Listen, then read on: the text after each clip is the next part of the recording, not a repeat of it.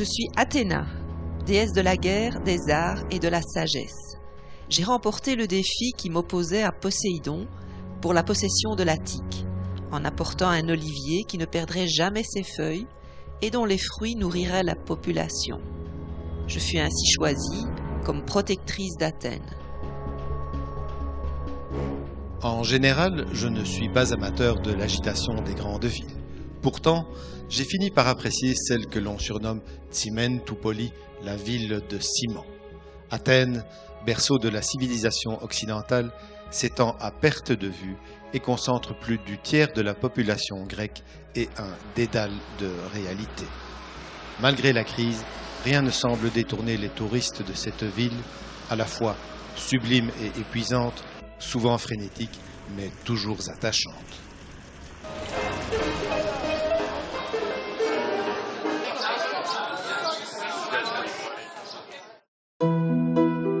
Énorme vaisseau de pierre dominant la plaine, voici le seigneur des lieux, l'Acropole. Initialement, l'Acropole n'était qu'une forteresse. Plus tard, le roi d'Athènes décida de consacrer le rocher sacré à la déesse Athéna. Malheureusement, ce site magnifique sera détruit et pillé au cours des siècles, avec les Perses, puis les chrétiens de Byzance, les Ottomans, les Vénitiens et enfin les Anglais en 1801. D'ailleurs, le Parthénon est toujours en travaux. La restauration intégrale est sans cesse repoussée. Il faut dire que la tâche est immense.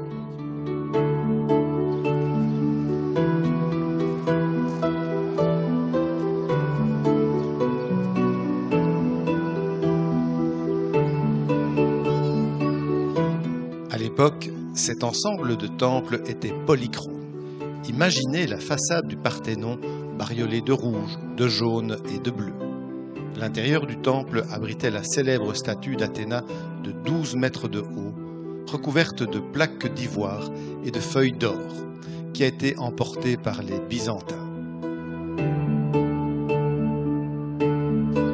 Il aura fallu plus de 20 000 blocs de marbre et le génie des architectes Iktinos et Phidias.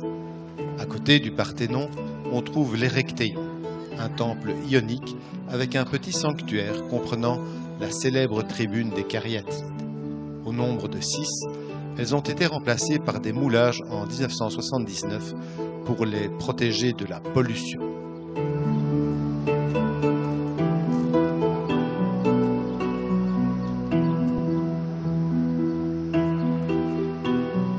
Les autres constructions importantes sont les propylées, qui marquent l'entrée de l'Acropole, et le temple d'Athéna Niké, Athéna la victorieuse.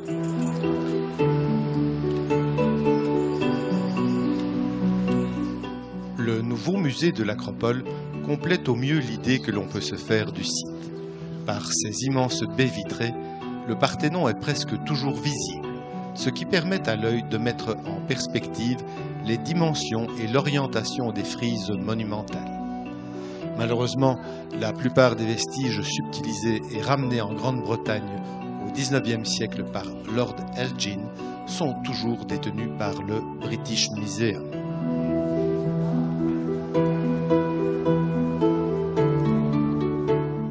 L'autre point fort de ce musée est la présence de 5 cariatides d'origine, la 6e étant au British Museum.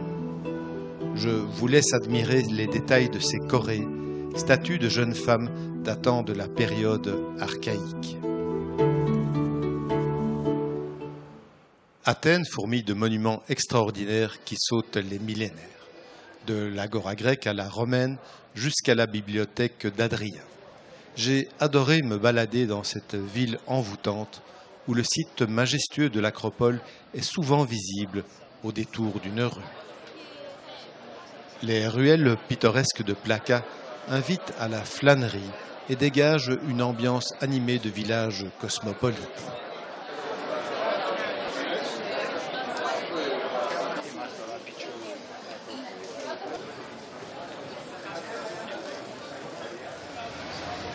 Autre quartier populaire, Monastiraki. C'est l'ancien quartier ottoman qui a conservé son âme de bazar au parfum balkanique. Nous découvrons son marché aux puces, paradis des brocanteurs.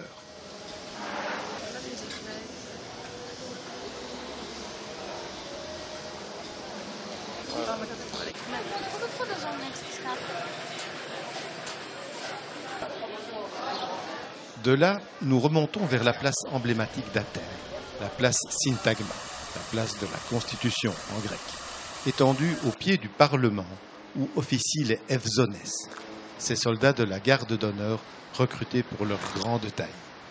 On aperçoit le bas-relief et la tombe du soldat inconnu sur lequel veillent ses gardiens d'élite.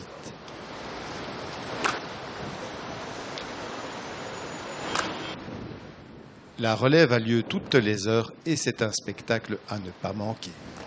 Les Evzones sont chaussés d'une paire de tsarouchia, des chaussures en bois aux semelles cloutées, munies d'un pompon servant autrefois à dissimuler une lame. Ils portent fièrement leur fustanelle, une jupette traditionnelle aux 400 plis, rappelant les 4 siècles d'occupation ottomane.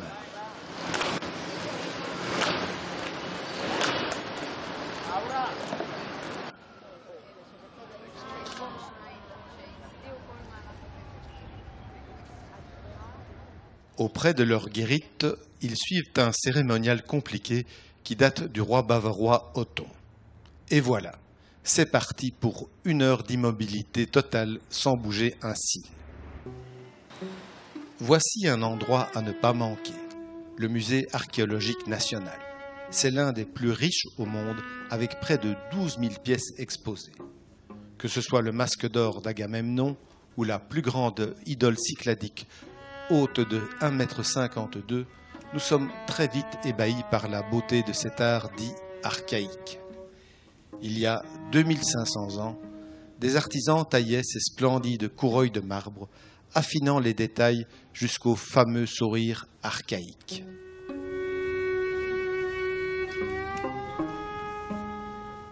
L'âge de bronze nous a transmis d'autres joyaux, tel le Poséidon de l'Artémission qui brandissait un trident. On s'émerveille de l'exactitude du mouvement. Les doigts du pied gauche se soulèvent alors que les doigts du pied droit supportent le corps tout entier. La surprise ne s'arrête pas là. Le jockey de l'Artémission est une œuvre puissante, dotée d'un réalisme incroyable, où l'on remarque l'effort du cheval et la fougue de l'enfant cavalier. Et c'est tout en finesse que nous terminons cet aperçu du musée par les fresques délicates des boxeurs, des antilopes et du printemps, découvertes sur le site d'Acrotéry à Santorin.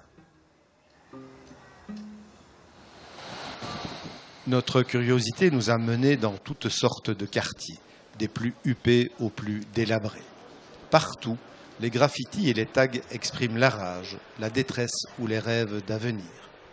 Les Grecs ont connu des jours très difficiles, mais il semble qu'une éclaircie se profile à l'horizon. L'activité économique a repris, les approvisionnements et les investissements aussi.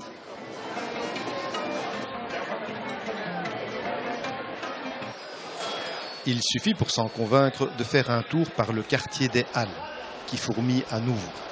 Sous une gigantesque construction sont réunies la halle à la viande et la halle aux poissons. Un étalage félinien très pittoresque. Il faut y aller le matin, lorsque les commerçants s'invectivent et que les clients sont obligés de crier pour se faire entendre.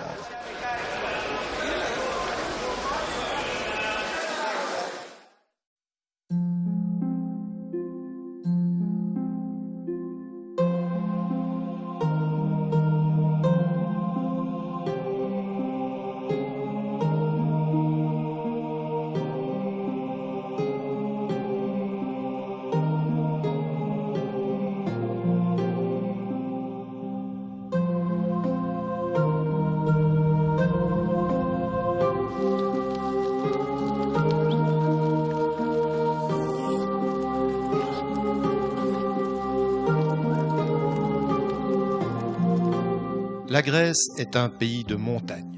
Nous sommes en avril et les sommets enneigés magnifient la ville de Ioannina, capitale de la région Épire. Notre route nous mène vers le pays des Agorias et sillonne entre des concrétions minérales étonnantes, les cheminées de fées.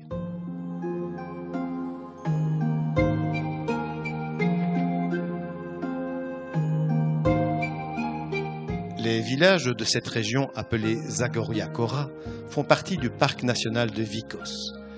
Nous allons loger au beau village restauré de Monodindri, point de départ de multiples randonnées.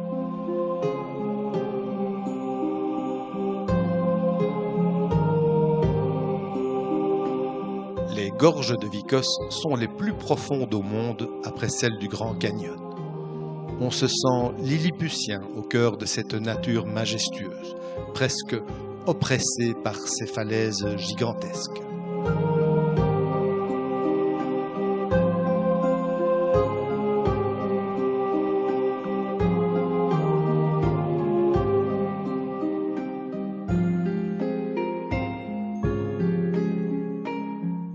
Accroché à une paroi vertigineuse, le petit monastère d'Agia Paraskevi est inhabité, mais pourtant entretenu comme si les moines l'avaient quitté la veille.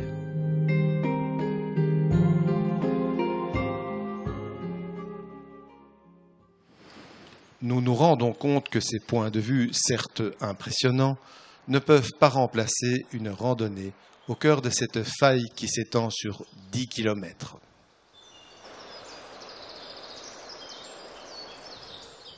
Les cuisses se chauffent, les chevilles se tordent, mais le décor est tellement époustouflant que nous avons l'impression de faire corps avec la roche. Un montagnard rencontré nous a dit qu'il y avait ici des daims et des sangliers, mais aussi, paraît-il, des ours et des loups. Je suis Artémis, la déesse vierge de la chasse. Je porte toujours mon arc et mes flèches. Homère m'appelait la maîtresse des animaux sauvages.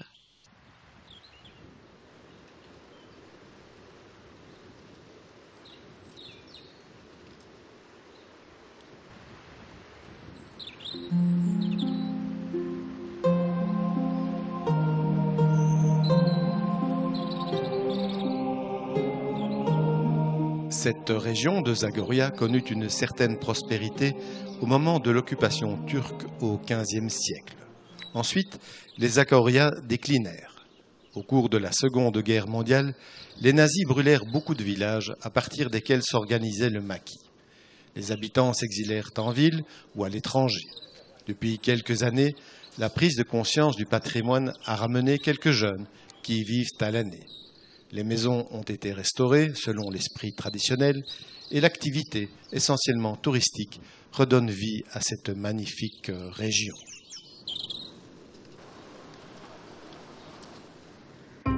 Nous reprenons la route vers Kalambaka lorsque, au détour d'un virage, s'ouvre un étrange décor géologique, les météores, d'extravagants pitons rocheux plantés tels des pains de sucre dans la plaine de Thessalie. Météora signifie « suspendu dans les airs » en grec.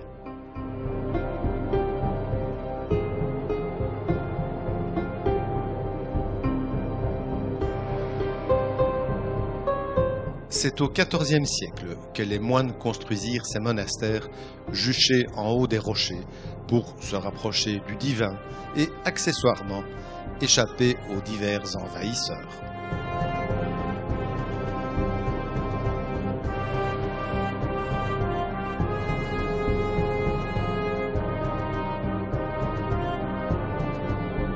Avouons-le, nous sommes complètement subjugués par ce site de grande contemplation où se rencontrent les folies de la nature et la folie des hommes. À l'apogée des météores, on comptait 24 monastères byzantins. Aujourd'hui, il n'en reste que 6 en activité. Le site, classé au patrimoine mondial, est géré par l'Église orthodoxe qui en tire un profit substantiel.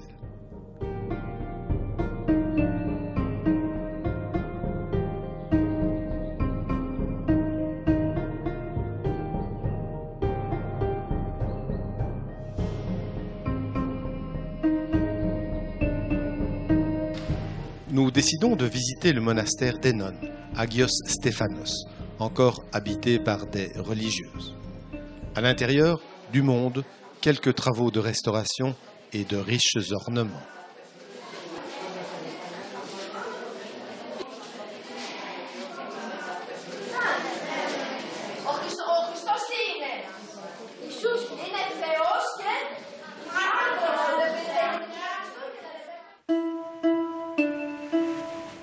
C'est de la mer que l'on apprécie le mieux la péninsule du mont Athos.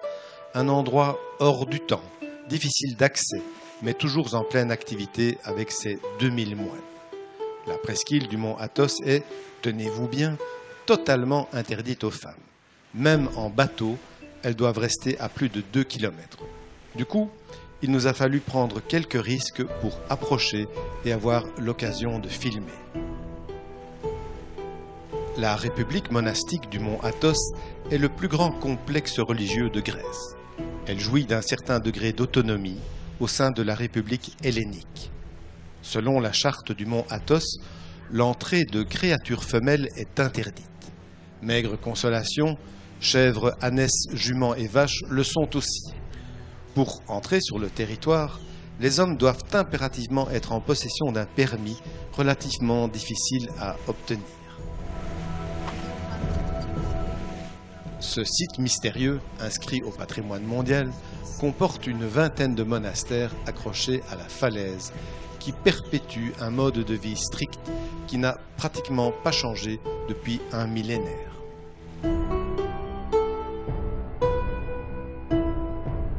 La semaine des Pâques orthodoxes arrive à grands pas et nous décidons de participer aux festivités qui se déroulent à Preveza et aux alentours. C'est la plus grande fête de l'année en Grèce et ce soir, cette place sera noire de monde.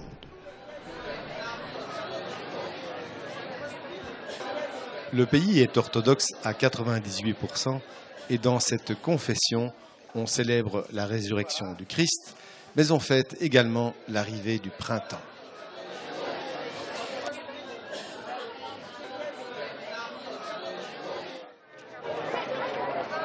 Chaque région célèbre Pâques à sa manière et ici, dans la région de l'Épire, tout commence le jeudi. Dans la ville d'Arta, la coutume du grand feu est un rituel ancestral qui symbolise le triomphe de la lumière sur les ombres.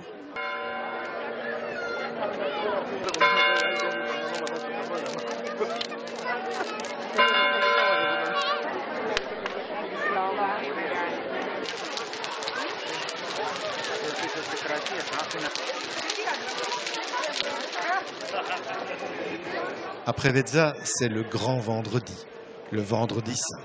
Et après l'office, chaque paroisse suit l'épitaphios, une bière richement décorée contenant l'icône du Christ sur un linceul décoré de fleurs et d'anges.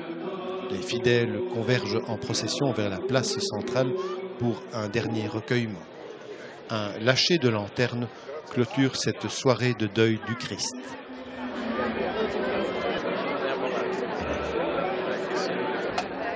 En Grèce, la religion est omniprésente, dans les faits comme dans la mentalité. La Constitution, d'ailleurs, affirme avec force la place de l'Église au sein de l'État. Les popes sont donc des fonctionnaires au nombre de 10 000 environ.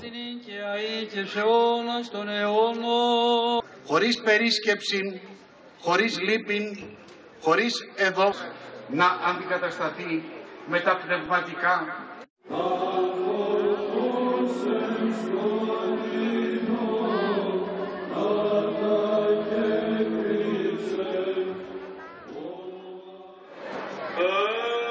Le lendemain matin, tout le monde a rendez-vous devant l'église Saitan Pazar, dans l'attente du tintement de cloches qui annonce la première résurrection. En cette occasion, d'innombrables poteries en argile seront brisées et jetées des terrasses. Cette tradition a pour but d'exorciser le mal, à condition toutefois de ne pas s'en prendre une sur la tête.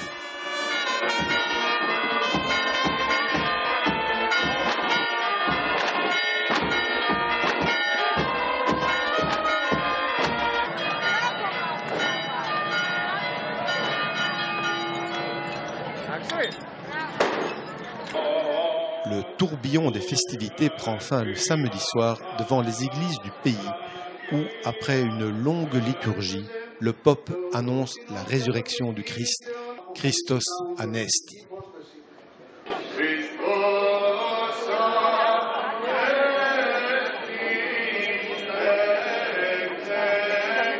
Tous les cierges sont allumés alors que les cloches sonnent à toute volée et que chacun embrasse ses proches en échangeant du Christos Anesti.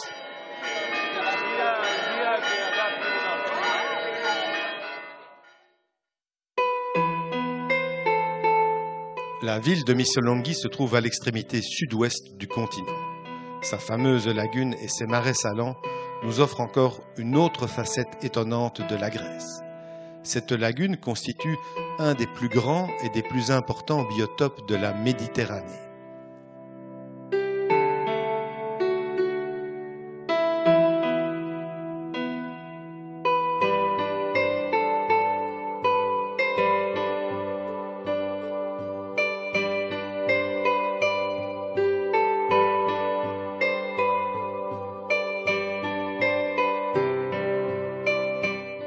Plus de 200 espèces d'oiseaux ont été répertoriées dans cet écosystème, paradis des hérons et des flamants roses.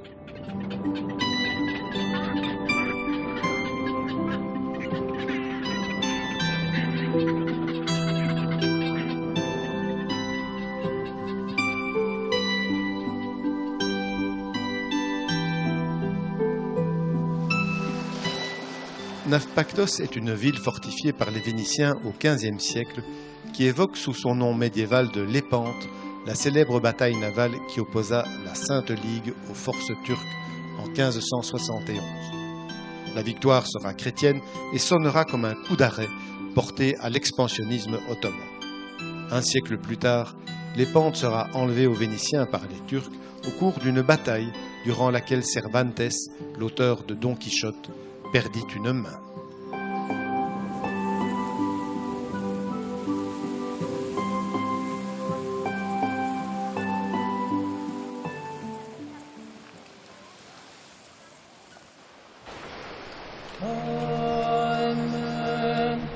Isolé dans les montagnes de Béotie, le monastère d'Osios Loukas compte parmi les plus beaux monastères de Grèce.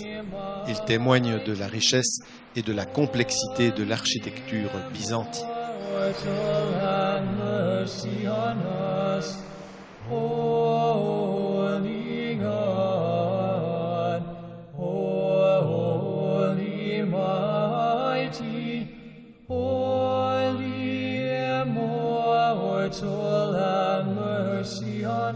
Classé au patrimoine mondial, il est réputé pour le raffinement de sa décoration. Pavement de marbre, jaspe et porphyre, mais aussi pour ses icônes et ses fresques, à l'instar de ses superbes mosaïques à fond d'or du XIe siècle.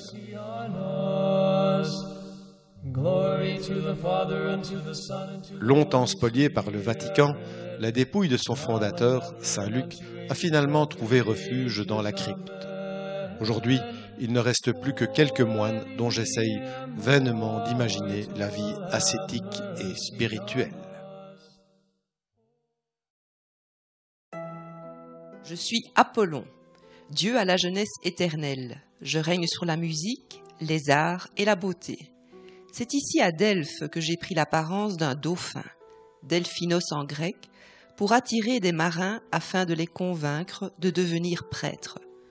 Mon père Zeus envoya 2 aigles dans le ciel pour découvrir le centre du monde. L'endroit où les aigles se rencontrèrent fut marqué d'une pierre sacrée nommée Omphalos, littéralement le nombril du monde. À Delphes, vous êtes au centre de l'univers. Sanctuaire dédié à Apollon, Delphes eut un rayonnement religieux considérable. Nous sommes ici sur la voie sacrée, bordée de trésors. En fait, des ouvrages d'art édifiés par les différentes cités-États pour y accueillir les offrandes de leurs concitoyens, comme ici, le trésor des Athéniens.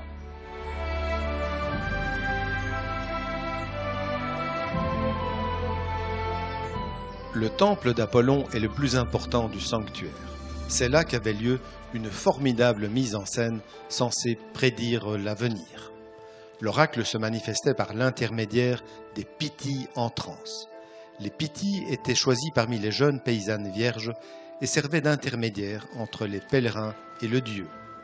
Les personnages importants venaient les consulter pour se concilier les faveurs d'Apollon avant de partir en guerre ou d'envisager un long voyage. Le théâtre, relativement bien conservé, pouvait contenir 5000 spectateurs. Il s'y déroulait les fêtes delphiques, célébrant la victoire d'Apollon sur le serpent Python, gardien de l'oracle. Bien plus haut sur la colline se trouve le stade, construit au IIIe siècle avant Jésus-Christ, mais dont les gradins datent des Romains. Tous les 4 ans y avaient lieu les Jeux pythiques, compétition aussi sportive qu'intellectuelle. L'intense émotion que le site dégage se poursuit au musée, d'une richesse étonnante, avec entre autres les offrandes votives et les figurines zoomorphes en bronze, le fronton du temple d'Apollon, l'omphalos, le stupéfiant sphinx ailé qui était le gardien de l'oracle, les jumeaux d'Argos réalisés en marbre de Paros, et enfin la pièce maîtresse, l'Aurige, extraordinaire statue de bronze du IVe siècle avant Jésus-Christ et qui compte parmi les chefs-d'œuvre de l'époque archaïque.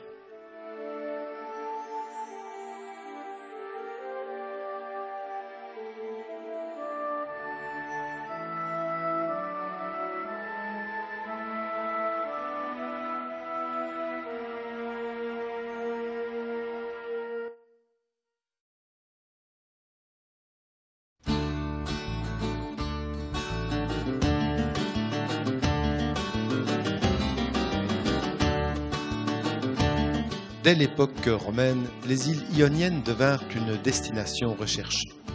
Tapissées d'oliviers et de cyprès, ce sont les îles les plus fertiles et les plus verdoyantes de Grèce. Dans cet archipel, l'influence de l'Europe occidentale est très marquée.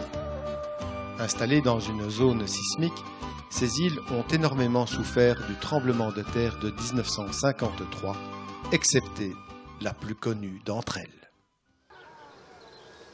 Le monastère des Vlakernes est certainement la carte postale la plus célèbre de l'île de Corfou.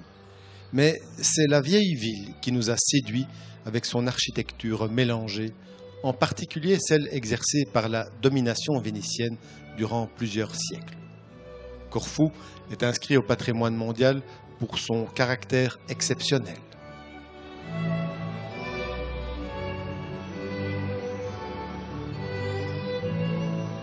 Par la suite, la France apportera également sa touche avec la construction du Liston, un corps de bâtiment à arcades, réplique nostalgique de la rue de Rivoli à Paris.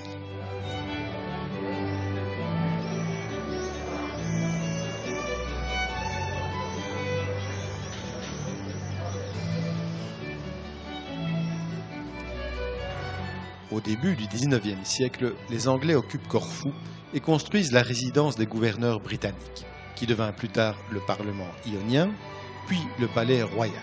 C'est ici, en 1864, que fut voté le rattachement des îles Ioniennes à la Grèce.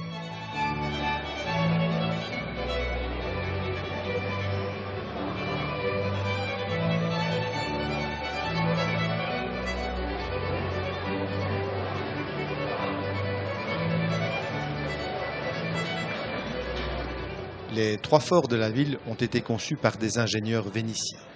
Près de l'esplanade, nous trouvons le vieux fort qui a servi pendant 4 siècles à défendre les intérêts du commerce maritime de la République de Venise contre l'Empire ottoman.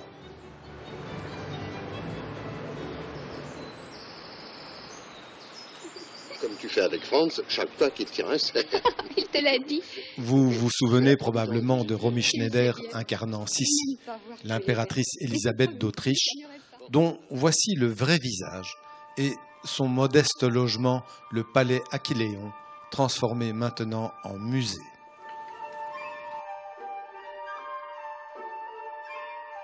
Le nom de l'imposant édifice fut donné par l'impératrice elle-même en raison de son admiration envers le plus grand combattant de la guerre de Troie, Achille, vainqueur d'Hector sur cette grandiose peinture à l'huile.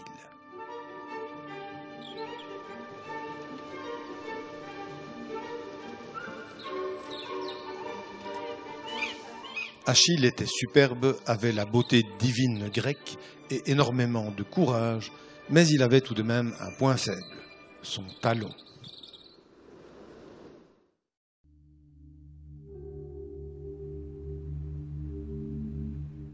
C'est l'île ionienne la plus proche du continent. Défendue par les restes du fort de Santa Maura, elle est séparée du continent par un chenal de 25 mètres de large et traversée par un pont mobile.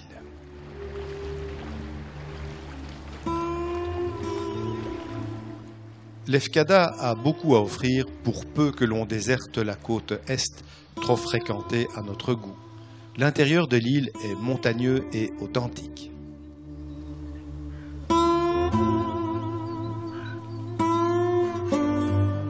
La côte ouest, la côte au vent, regorge de plages sauvages d'une rare beauté qui ont fait sa réputation.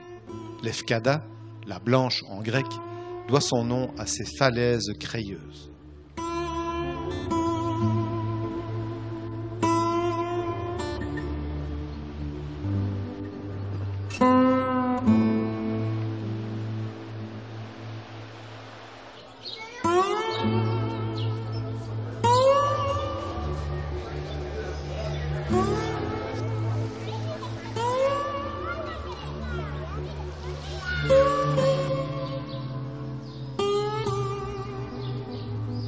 Les îles ioniennes sont situées sur une faille tectonique.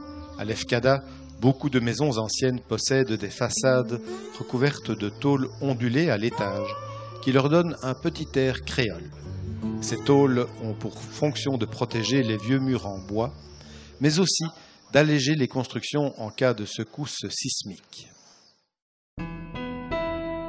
Je suis Ulysse, roi d'Ithaque. Je suis connu pour ma ruse et mon stratagème du cheval de Troie. Mais cette victoire attira sur moi la colère du dieu des mers, Poséidon. Mon retour à Ithaque auprès de mon épouse Pénélope dura 20 ans et fut jonché de terribles rencontres. Le poète Homère relata mon voyage épique dans l'Iliade et l'Odyssée.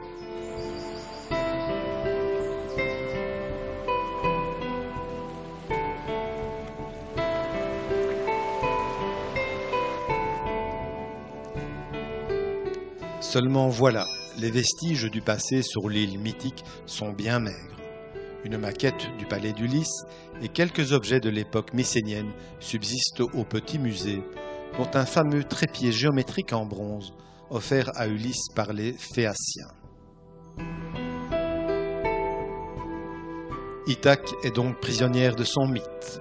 Toute la place est laissée à l'imagination, aux suppositions, au fantastique que chacun combine à sa façon autour du mythe créé par Homère.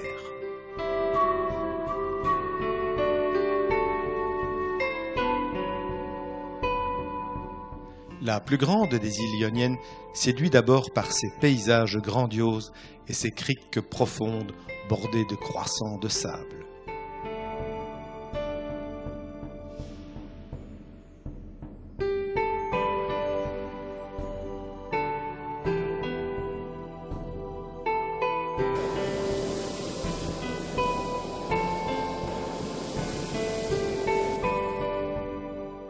Céphalonia regroupe les deux seuls villages qui ont résisté au tremblement de terre de 1953, Assos et Fiscardo.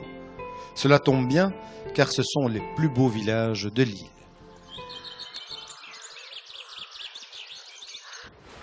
Fiscardo est surnommé le Petit Saint-Trope avec ses maisons vénitiennes dont certaines datent du XVIIIe siècle.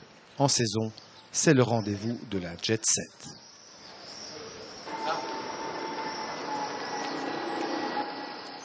Aussi escarpée que sa voisine Ithaque, Céphalonia détient le point culminant des îles ioniennes avec 1600 mètres. Seulement, tout le monde ne semble pas disposé à nous laisser passer vers le sommet. Régnant en maître à ces altitudes, les biquettes sont également à l'origine de la fameuse feta, un fromage caillé qui fait la réputation de la Grèce bien au-delà des frontières.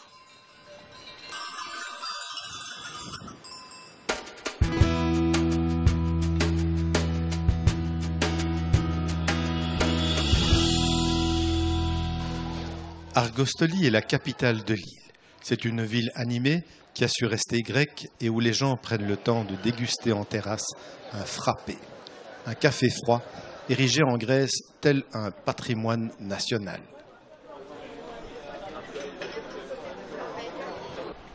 Partout en Grèce, vous trouverez un autre patrimoine national.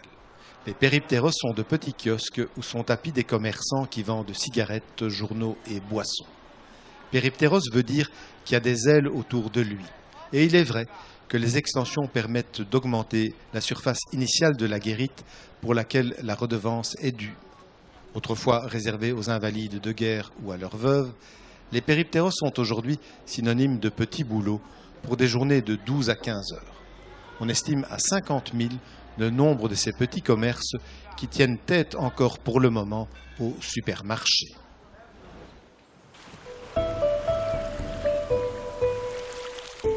Non loin d'Argostoli, on trouve les catavotres, ce qui signifie trous qui engloutissent. L'eau de mer est avalée et disparaît dans les fissures de la roche. Ce phénomène géologique a longtemps laissé les scientifiques perplexes, jusqu'à ce que l'un d'eux observa que le colorant versé ici ressortait 2 semaines plus tard, à 20 km de là, en traversant toute l'île pour émerger en bord de mer, en passant d'abord par le lac de Karavomilos.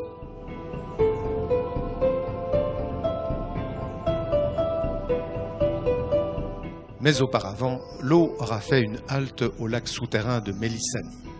Une partie du plafond en calcaire s'est effondrée en 1953, créant un site surprenant.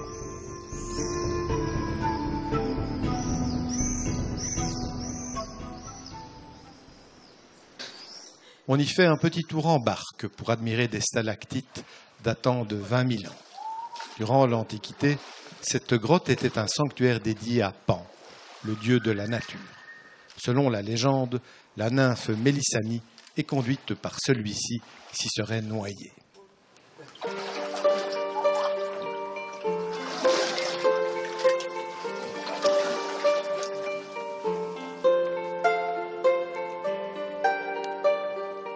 Nous sommes à Shipwreck, la baie du naufrage, et voici probablement l'image la plus vue au monde pour la promotion de la Grèce. En 1982, un bateau grec transportant clandestinement du tabac y fit naufrage. Depuis, cette crique coincée entre des falaises abruptes attire un monde fou. Suite au tremblement de terre, Zakynthos a été reconstruite, mais a malgré tout conservé des bribes de son passé vénitien. D'ailleurs, le front de mer est appelé la Strata Marina. L'essentiel de l'activité de la ville s'y concentre, ainsi qu'aux abords de la place Solonos. Lorsque le soleil a fini de darder ses rayons impitoyables, c'est un vrai plaisir de déambuler dans ce quartier piétonnier. Ici, comme partout en Grèce, les enfants sont rois, jouant librement, sans crainte et forcément sans trop de surveillance. Un vrai paradis.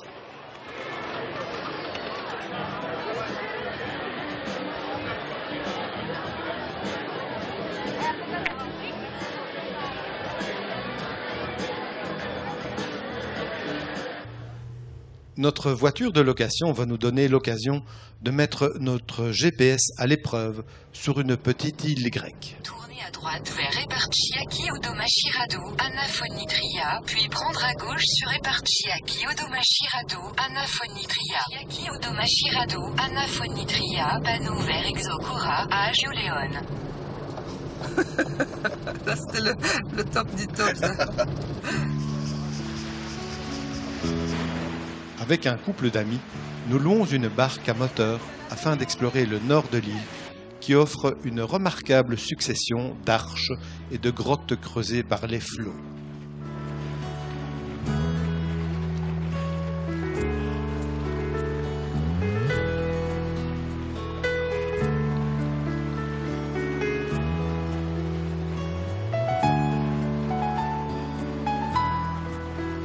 Les plus connus sont les Blue Caves, où, grâce à la réfraction de la lumière, les grottes et l'eau prennent une teinte bleutée, presque phosphorescente, complétant ainsi la symphonie de couleurs et de lumière que nous offrent les terres grecques.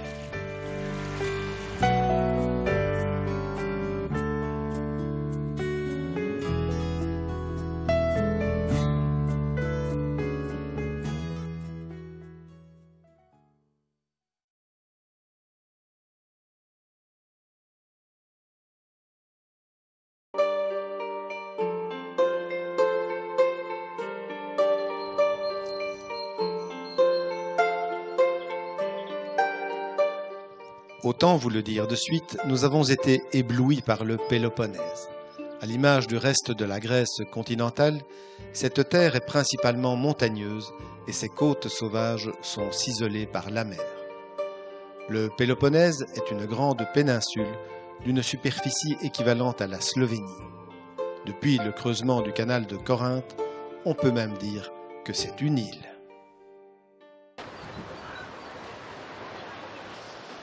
Emprunter ce canal large de seulement 20 mètres et parcouru d'un fort courant est un grand moment. Même s'il entama symboliquement les travaux avec une pelle en or, l'empereur Néron dut interrompre le creusement faute d'outils assez solides.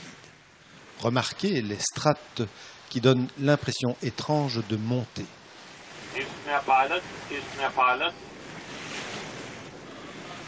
Alors, ce canal a une profondeur de 8-9 mètres sur toute la longueur. Voilà, nous sommes à peu près à la moitié du canal qui a une longueur de 6 km. 18 siècles plus tard, les Français ont poursuivi le percement qui a été terminé par les Grecs en 1893. Le canal de Corinthe permet un raccourci de 400 km entre Athènes et la mer Ionienne. Rapporté à sa longueur, c'est le canal le plus cher au monde. Je suis Poséidon. Je règne sur les mers et les océans. J'ai la faculté de provoquer des tremblements de terre ou de faire jaillir des sources à l'aide de mon trident. Je règne sur les mers et mon fils Éole est le dieu du vent. Nous sommes tous deux vénérés par les marins. Nous avons en vue le pont de Rion-Antirion qui marque l'entrée dans le golfe de Patras. Cette œuvre grandiose de génie civil a détenu le record du plus long pont à haubans du monde avant d'être détrôné en 2004 par le viaduc de Millau.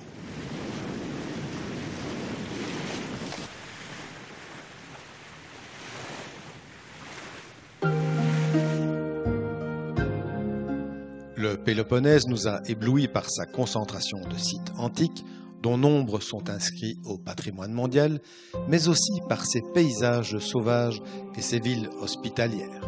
C'est une région qui échappe pour le moment au tourisme de masse. À la fin de l'âge de bronze, la civilisation mycénienne était à son apogée. La cité antique de Mycène, entourée de murs cyclopéens, en est la représentation majeure.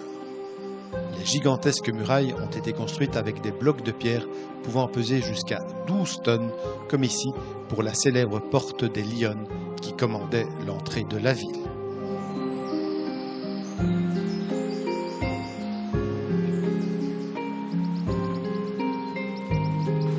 Mycène a servi de cadre aux tragédies qui frappèrent la famille des Atrides, maudite par les dieux.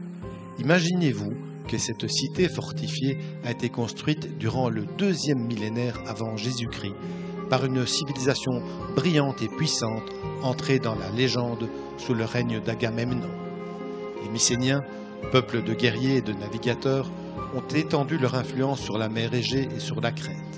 Hélas, les conflits qui déchirèrent les Atrides et l'invasion des Doriens ont causé le déclin de cette société.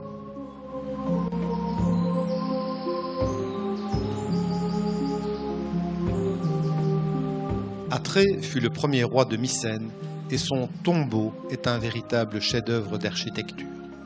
Le linteau inférieur pèse 120 tonnes et la salle intérieure, bâtie en forme de ruche, stupéfie par ses proportions et l'audace de sa construction pour l'époque. Vers 850 avant Jésus-Christ, les Spartiates, peuple guerrier s'il en est, prennent possession du Péloponnèse. La Sparte antique occupait un site spectaculaire. Les enfants faibles ou difformes, indignes d'appartenir à cette race guerrière, étaient abandonnés. Le mot spartiate est passé dans notre vocabulaire pour décrire ses habitudes de vie rigides et austères. Au déclin de Sparte, les peuples de la péninsule de Manie formèrent la Ligue de Laconie et leurs descendants s'appelèrent des Maniotes. Ceux-ci étaient presque aussi redoutables que les Spartiates. Ils vivaient en clans et construisaient des tours carrées qui prenaient des airs de forteresse.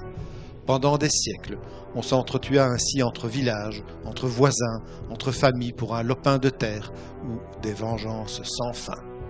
Ni les Romains, ni les Turcs ne réussirent à soumettre ces féroces guerriers.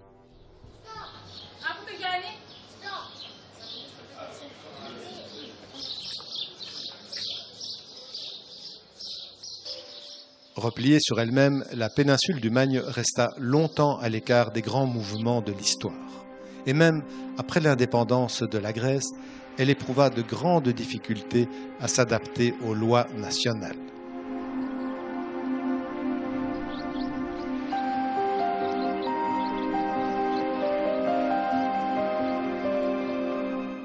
Le Magne est un pays à part, une péninsule du bout du monde. Une terre âpre de rocailles brûlantes avec un vent soufflant sans répit. Il y règne un petit air de Connemara ou d'Écosse peut-être. Le Magne ne laisse pas indifférent.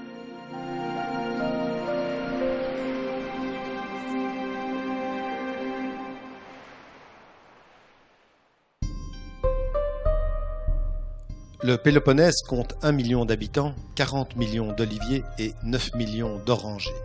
Pourtant, aujourd'hui, la Grèce n'est pas autosuffisante sur le plan agricole, même si elle est un important producteur à l'échelle européenne de tomates, de pêche, d'olives et surtout d'agrumes, principalement répartis en de petites exploitations.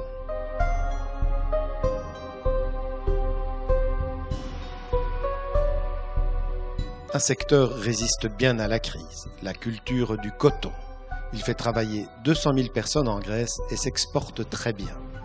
Dans une économie grecque anéantie par la crise de la dette publique, les revenus du coton sont inespérés.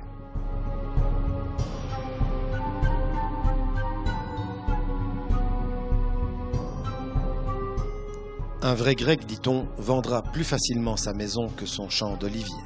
C'est encore plus vrai dans la région de Kalamata, où l'arbre au tronc noueux est vénéré depuis l'Antiquité. Toute l'histoire est bien racontée au musée de l'huile d'olive de Sparte, avec des petits films historiques concernant la récolte qui a lieu en novembre et des procédés d'extraction qui n'ont cessé de se moderniser au cours des siècles.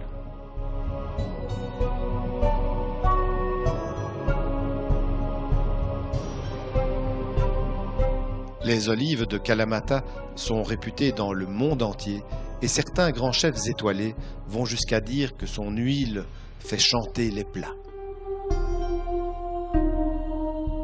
Des oliviers, il y en a aussi autour du site d'Itomi, non loin de Kalamata. L'ancienne Mécène est blottie dans l'une des plus belles vallées du Péloponnèse. En 369 avant Jésus-Christ, le général Épinamondas ordonna la fondation d'Itomi pour tenter de stopper l'expansionnisme de Sparte. Cette nouvelle cité-État prospéra et devint un important centre politique et artistique.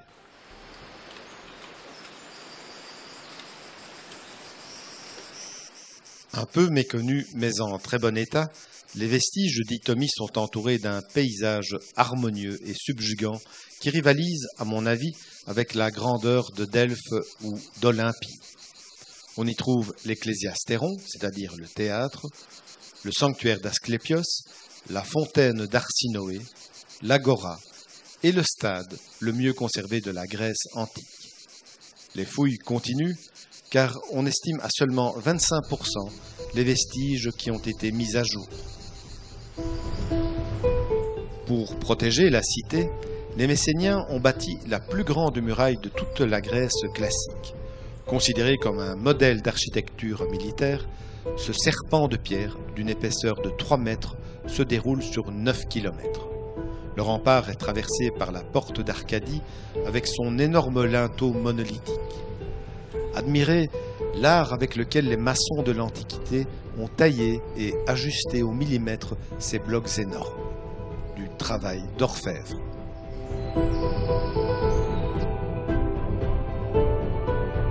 Je suis Asclépios, dieu de la médecine. Mon symbole est le serpent que l'on retrouve encore aujourd'hui sur le caducée des médecins. Mon culte est célébré ici, à Épidaure. Le site comprend un musée, l'Asclépion, et le stade, mais la pièce maîtresse est le théâtre, qui passe pour être le plus parfait et le mieux conservé du monde antique. En outre, il jouit d'une acoustique exceptionnelle qui nous a totalement sidérés. On pourrait dire que ce théâtre de 12 000 places permet de franchir le murmure du son.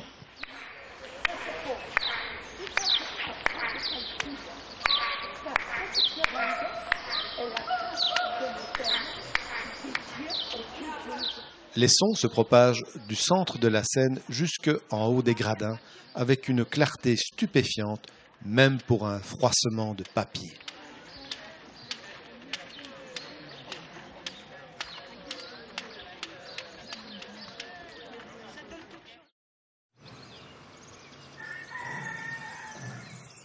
Embarquons maintenant dans le petit train à crémaillère de Diakowto. Inauguré à la fin du XIXe siècle et destiné à désenclaver les villages de montagne, il a repris service et permet désormais d'embarquer pour une belle balade au cœur des gorges de Vourekos.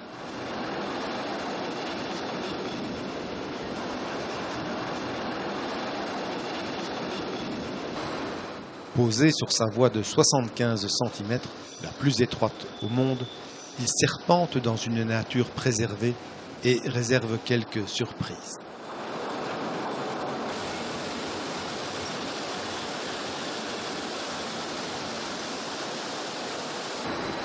Par endroits, les pentes sont si raides que le train doit s'accrocher à la crémaillère.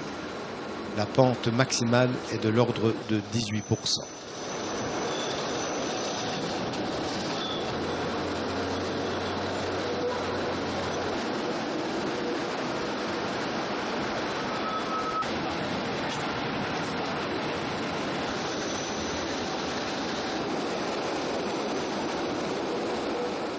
Nous arrivons à Kalavrita, le terminus, mais aussi un village martyr. Durant la Deuxième Guerre mondiale, le village fut incendié et tous les hommes furent exécutés. Un mémorial leur rend hommage et l'horloge de l'église, arrêtée pour jamais à 14h34, rappelle ce moment tragique.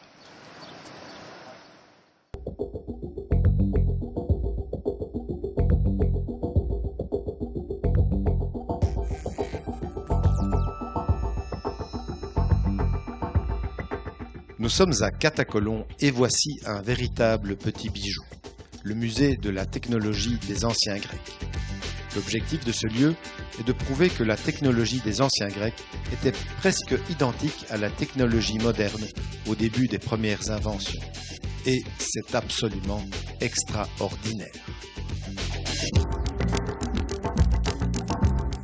Plus de 200 inventions datant d'il y a 2000 ans sont exposées ici. Ces anciens Grecs maîtrisaient déjà les systèmes hydrauliques avec, par exemple, l'horloge hydraulique de Ctésibios ou ce robot serveur capable de délivrer du vin pur ou du vin allongé à la demande.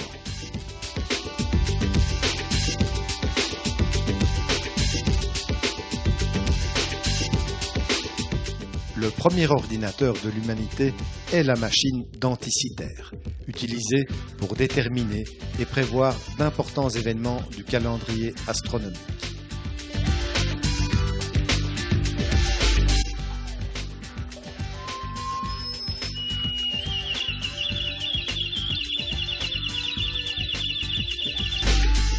Avec son âme guerrière, l'homme a bien entendu inventé toutes sortes d'armes, dont cette catapulte à répétition, première application du mouvement par chaîne au niveau mondial.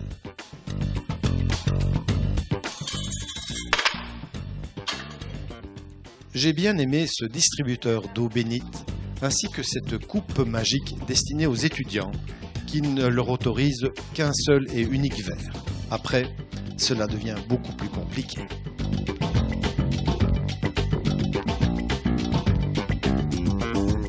Peut-être préférez-vous le système imaginé pour l'ouverture automatique des portes du temple suite au sacrifice par le feu d'un animal sur l'autel.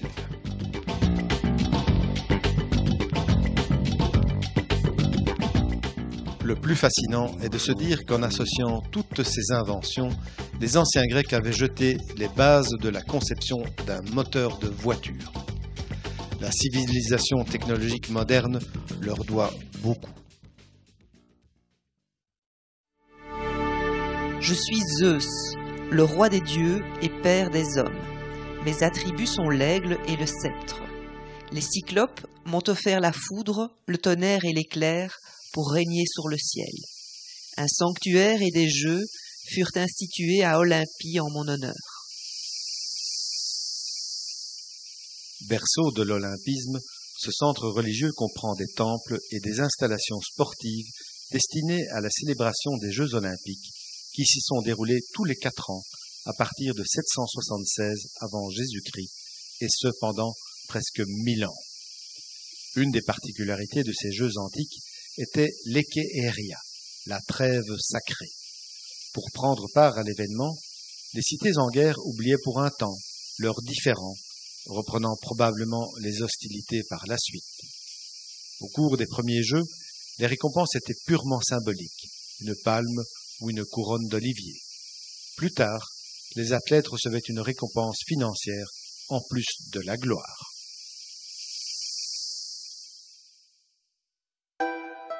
Au musée, la maquette donne une bonne idée de ce que fut le site. Il contient peu d'objets, mais recèle des pièces maîtresses, comme les 2 énormes frontons du temple de Zeus. Le clou du musée restant l'Hermès de Praxitèle, également connu sous le nom d'Hermès portant Dionysos enfant. Je suis Dionysos. Je suis né de la cuisse de mon père Zeus. Je fus ensuite coupé en morceaux par les titans et Athéna me reconstitua autour de mon cœur palpitant. Je n'ai qu'une philosophie, la fête, le vin et l'extase. Justement, question fête, c'est ici, à Astros, que nous avons rendez-vous avec la famille de Kiki, une amie gréco-québécoise. Nous allons y passer quelques jours exceptionnels en faisant connaissance avec la fameuse philoxénia, c'est-à-dire l'accueil de l'étranger, l'hospitalité grecque. Nous y avons été reçus comme si nous étions de la famille. C'est le jeune et sympathique Kostas qui va nous servir de guide. Comment s'appelle le village où on va? Orini Meligounas. Orini Meligounas. Orini, ça veut dire dans les montagnes.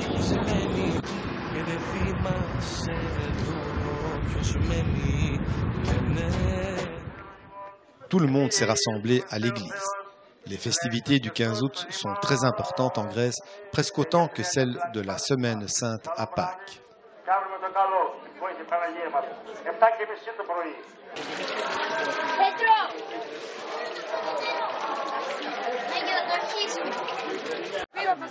On commence par déguster un grand classique de la gastronomie grecque, le kleftiko, un mets dont les origines remontent à la période ottomane.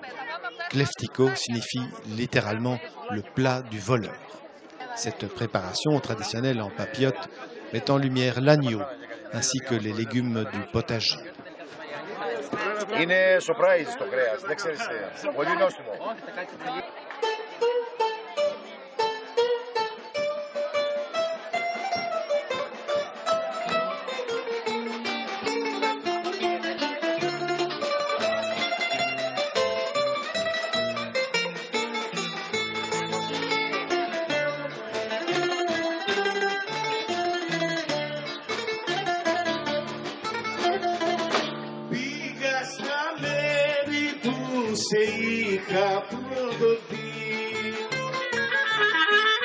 Ensuite, place à la danse avec le tsamiko, une des nombreuses danses grecques qui réunit plusieurs générations. Le son de la clarinette ne m'enchante guère, mais on s'amuse bien. Notre ami Kostas, lui, sait s'y prendre. Il suit des cours de danse grecque à Montréal.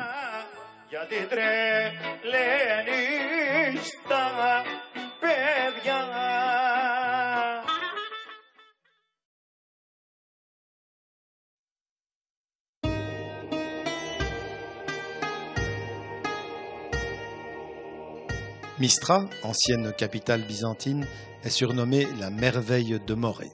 Elle est devenue une merveilleuse ville fantôme qui domine la large vallée de Sparte.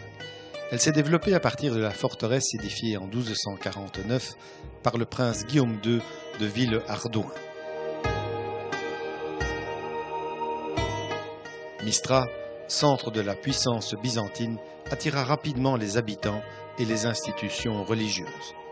De nombreux monastères y furent fondés, des fortifications furent érigées, des palais, des maisons, des églises furent construits.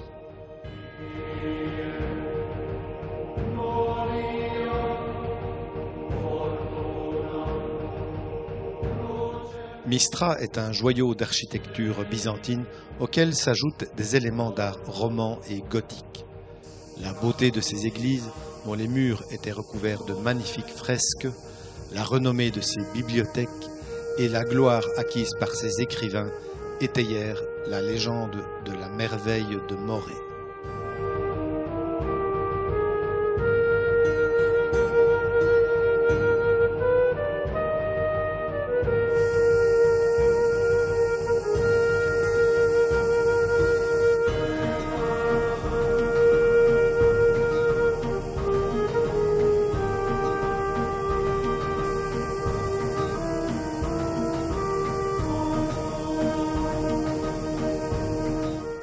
Le monastère de la Pandanassa est le seul à héberger encore quelques religieuses.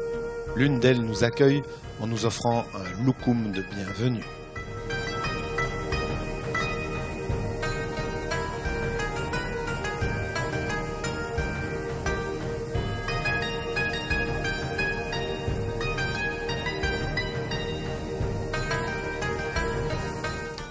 La ville devint une pièce essentielle sur l'échiquier politique du XIIIe au XVe siècle.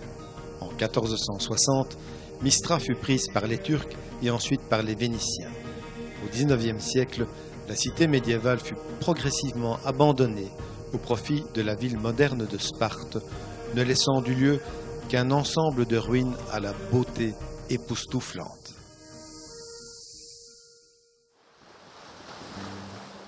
L'approche de Monemvasia, l'autre joyau byzantin du Péloponnèse, est assez fantastique dès que l'on aperçoit ce gros rocher qui est en fait une île, reliée au continent par un petit pont. Monemvasia, le petit Gibraltar ou le bateau de pierre du grand poète grec Yannis Ritsos, vous demande d'embarquer immédiatement pour un voyage dans le temps.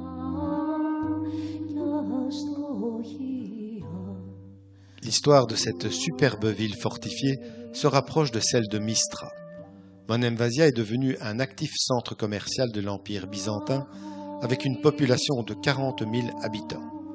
Au XVIIIe siècle, Monemvasia commença à décliner jusqu'à ce qu'elle soit redécouverte par les touristes dans les années 70.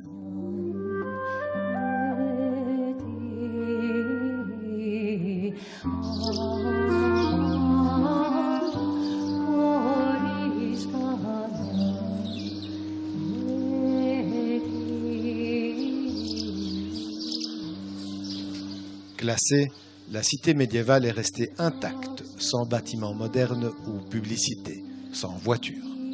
Exceptionnellement bien conservé, c'est un endroit romantique, protégé par les dieux grecs.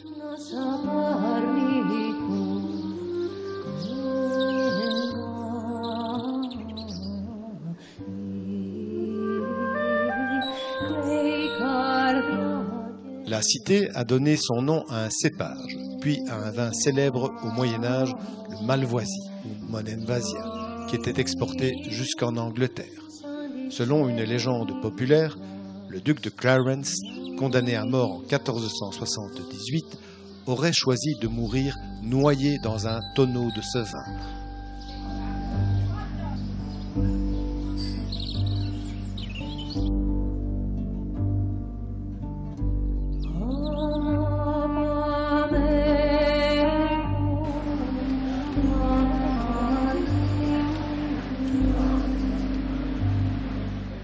La plus jolie ville du Péloponnèse se niche tout au fond du golfe d'Argolide. Nauplie fut la première ville libérée de l'occupation turque et la première capitale grecque avant Athènes, qui n'était alors qu'un gros bourg de 5000 habitants. Ce statut perdura jusqu'en 1834, avant qu'Athènes ne soit choisie.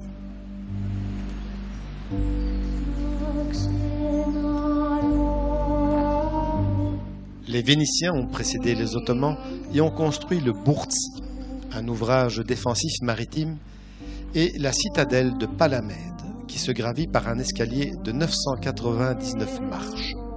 Certains affirment qu'il n'y en a que 857. Je vous propose de vérifier sur place si le cœur vous en dit.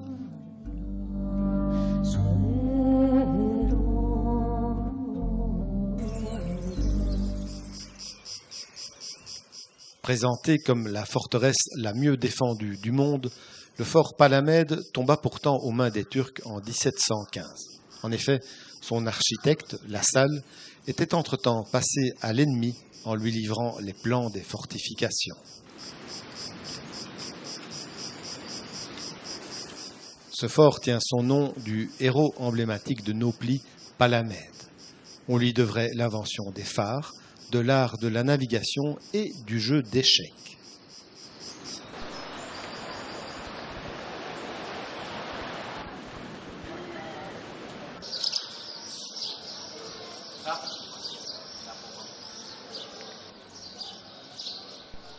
Nous avons beaucoup apprécié cette ville qui a su entretenir avec soin les traces de son riche passé.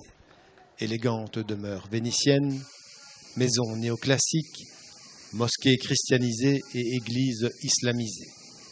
Elle possède en outre de nombreux vestiges du lion de Saint-Marc, l'emblème de Venise.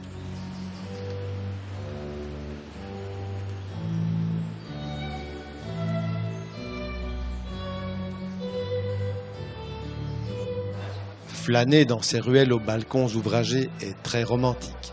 D'ailleurs, pour les Grecs, Nauplie est la ville de l'amour. Prenez le temps, comme les Grecs, de vous asseoir à une terrasse de la place Syntagma, la place de la Constitution, ornée de maisons patriciennes.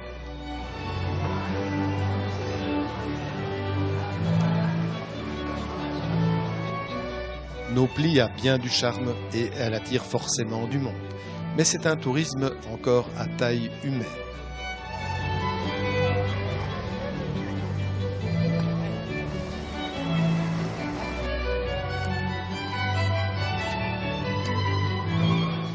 En été, c'est le soir qu'il faut partir à la découverte de ces ruelles animées. Au fil de vos errances, vous trouverez probablement le musée du Komboloi, une sorte de chapelet utilisé essentiellement en Grèce par les hommes pour passer le temps et se détendre.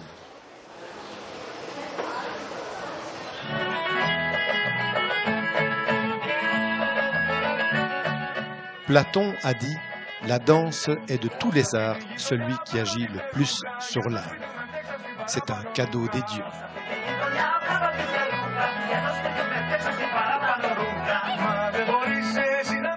Durant l'été, de nombreuses troupes en provenance de toutes les régions du pays arborent les costumes traditionnels. La danse fait partie intégrante de l'âme grecque. À la différence de nos pays occidentaux, les danses populaires ont encore leur place dans les fêtes et les banquets de famille.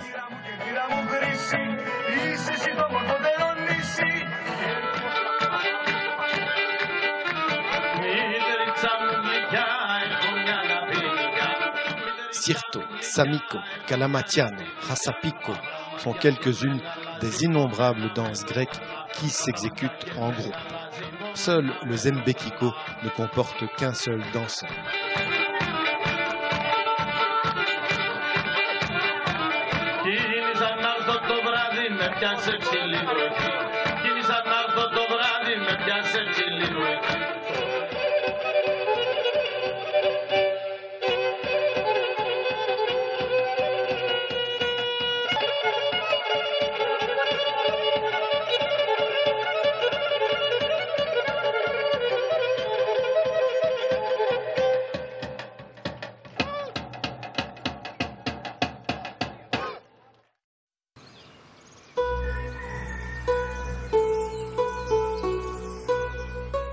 Un autre de nos coups de cœur se trouve tout au sud du Péloponnèse.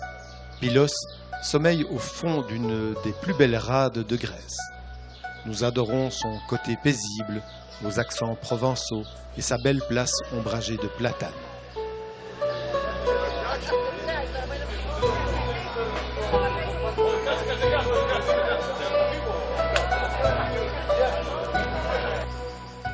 Pylos et son immense baie est défendue par le Niokastro, une forteresse construite par les Ottomans en 1573. Cela n'a pas empêché les Turcs d'y subir l'une des défaites les plus cuisantes de leur histoire. Hormos Navarinou, la rade de Navarin, fut le théâtre d'une des plus formidables batailles de la guerre d'indépendance suite à un grand malentendu. Le 20 octobre 1827, les 26 vaisseaux de la flotte anglo-franco-russe qui soutenaient les insurgés grecs prirent position avec pour objectif d'intimider l'énorme flotte turco-égyptienne et non de l'attaquer. Le message ne fut pas bien compris par les Ottomans qui tirèrent quelques boulets. La riposte ne se fit pas attendre et la défaite turque fut complète, si bien que la Turquie commença l'évacuation de la Grèce au cours des 10 mois suivants, ce qui conduisit à la création du royaume de Grèce en 1832.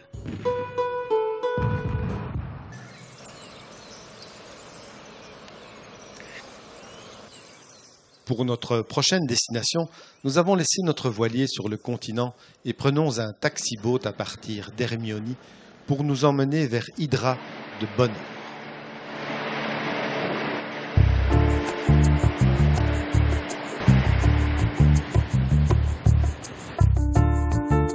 Hydra est réputé pour la jet-set internationale qui y a séjourné ou qui profite encore actuellement de ces paysages de collines où s'étagent maisons de capitaines, vieilles églises et demeures patriciennes du XVIIIe siècle. Elle est surnommée l'île des célébrités et a accueilli une foule de personnalités du showbiz, comme Leonard Cohen par exemple, ou du monde culturel, comme Picasso ou Chagall. Hydra joua un rôle déterminant lors de la guerre d'indépendance grecque grâce à de grands armateurs ou à l'ancien marchand Miaoulis qui ont armé de nombreux vaisseaux sur leurs fonds propres.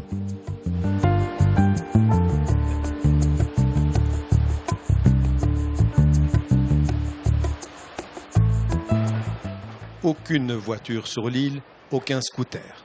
De quoi faire du ravitaillement du matin un étonnant spectacle.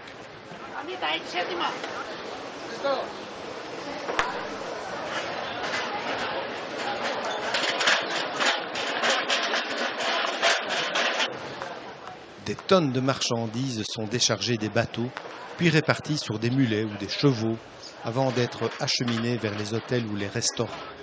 Hydra vit essentiellement du tourisme et d'un peu de pêche.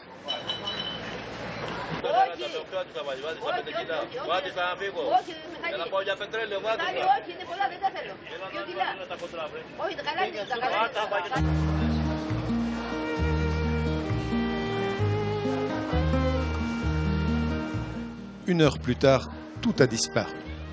Il est temps pour nous de partir à la recherche d'une maison nichée sur les hauteurs dont le propriétaire dans les années 60-70 n'était autre que Leonard Cohen.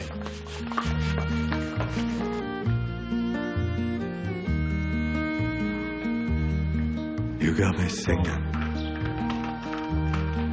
even though the news is bad.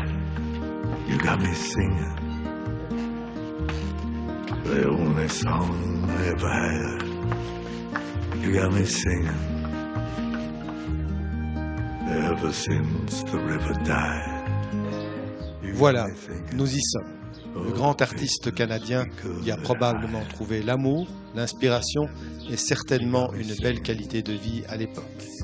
D'après l'épicière du coin à qui nous demandions notre chemin, le pèlerinage est toujours d'actualité. I'd like to carry on. You got me singing, even though it all looks grim. You got me singing.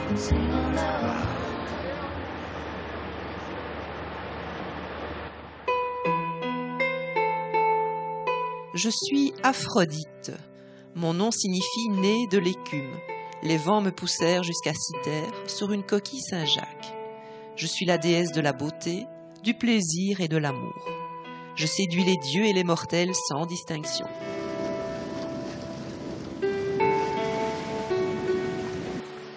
Certains noms se retrouvent dans l'inconscient collectif sans savoir vraiment pour quelle raison. Cythère fait partie de ceux-là. Ne dit-on pas s'embarquer pour Cythère, ce qui veut dire tomber amoureux. Il est vrai que la mythologie en fait le lieu de naissance d'Aphrodite et qu'elle inspira le peintre Watteau en 1717 pour son célèbre embarquement pour Cythère.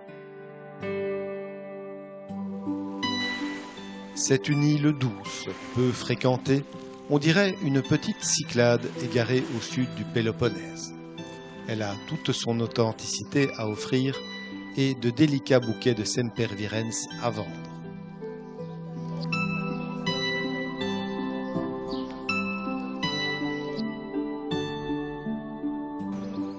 À Cythère, tout est dans la contemplation d'une nature préservée.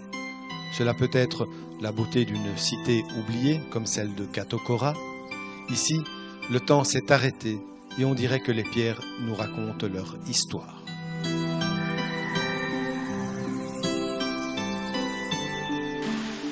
Cela peut être la fraîcheur de la chute d'eau de Mylopotamos, où jadis les femmes venaient laver le linge.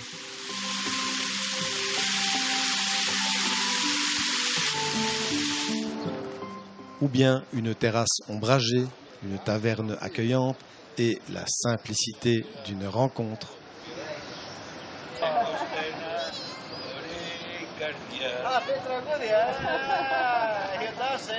Η μάνα μου είναι τρελή και με κοιμάζει μοναχή.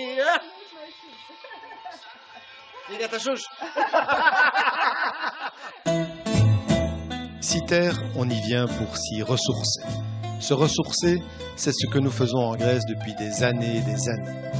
Je pourrais vous parler ainsi à l'infini de cette Grèce que j'aime tant, de cette Grèce qui fut le théâtre de luttes légendaires entre simples mortels et dieux de l'Olympe, de cette Grèce qui fut le berceau de la civilisation occidentale, de cette Grèce aux décors incroyables. Je pourrais continuer à vous raconter l'âme grecque qui diffuse toujours des valeurs de loyauté, de respect et d'hospitalité. Mais le mieux serait encore d'avoir attisé votre curiosité et provoqué l'envie de découvrir ces terres grecques.